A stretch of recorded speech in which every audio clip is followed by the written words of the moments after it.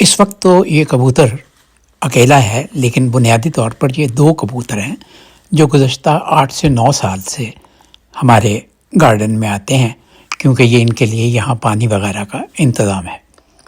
چلتے چلتے آپ کو یہ بھی بتا دوں کہ دنیا بھر میں کبوتروں کی تقریباً 350 سے زیادہ، برطانیہ میں صرف 5 اور پاکستان میں 20 سے زیادہ اقسام پائی جاتی ہیں۔